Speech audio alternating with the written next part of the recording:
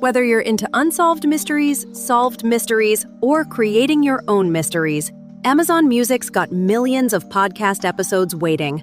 Just download the Amazon Music app and start listening to your favorite podcasts ad-free, included with Prime. Look at him, eating whatever he wants, never gaining a pound. While I'm stuck with the boring special and can't lose an ounce. How's your lunch, man? Amazing. Yours? So good. Oh, I'm so happy for you. Cool, buddy. Weight loss isn't fair, but Mochi Health is. The affordable GLP-1 source that can fix your frustration with food. So, same time next week? No! Definitely. And your friends. Learn more at joinmochi.com. Mochi members have access to licensed physicians and nutritionists. Results may vary. This is Optimal Relationships Daily, The 5 Golden Rules of Favor Asking, by Tynan of Tynan.com. My friend Alicia asked me to help her move. Moving is one of my least favorite activities, which partially explains why I live in an RV. But I gladly agreed to help. Why? Because she followed the golden rules of asking favors.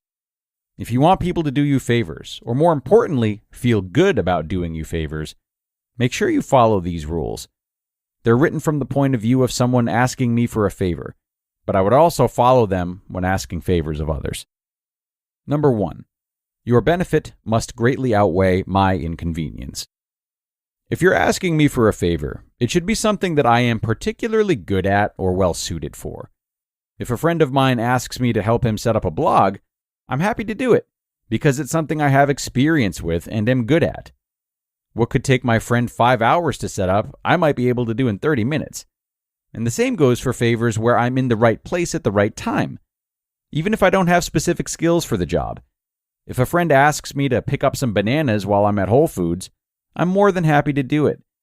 If he asks me to pick up bananas while I'm at home in the middle of writing something, that is a ridiculous request. Number 2, you should make it as easy as possible for me to do the favor. Earlier this year, the Austin Society asked me to give a short talk on pickup. Besides following rule number 1, they also immediately offered to pick me up and drop me back off after the speech. That shows that they value the favor and are willing to do what they can to minimize my inconvenience. When I arrived at my friend from the first example's house, she had everything boxed and ready to go. She offered to load it all into my RV and unload it by herself.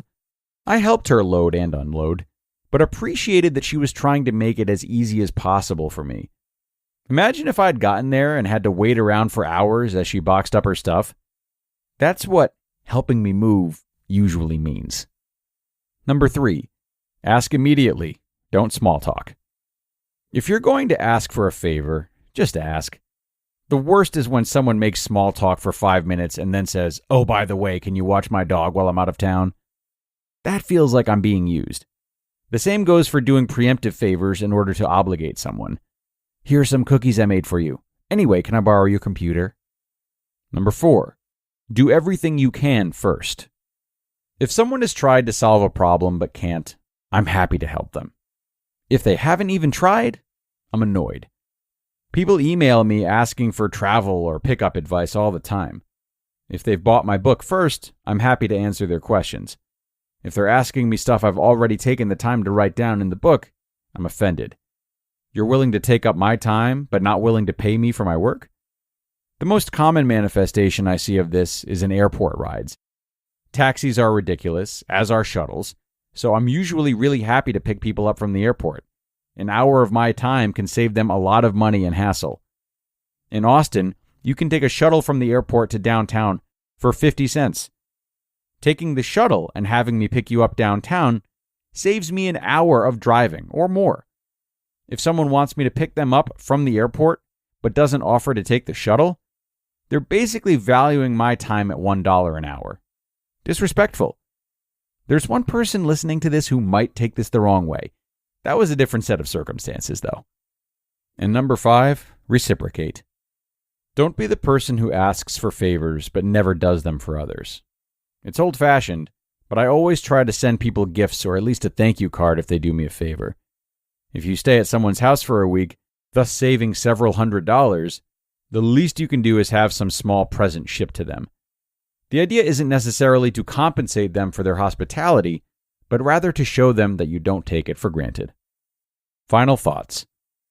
I'm not some sort of weird favor miser who only does people favors if they follow the rules exactly.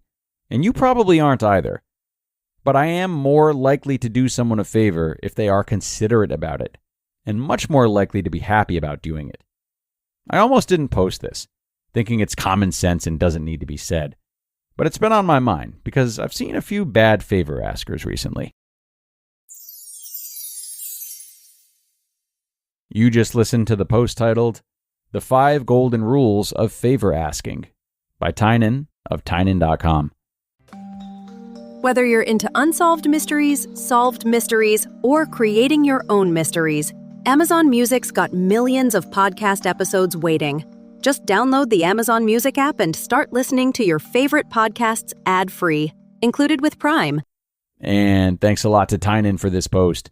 Definitely a unique sector of relationships to write about, how to properly put in a request for a favor. But I like this one a lot.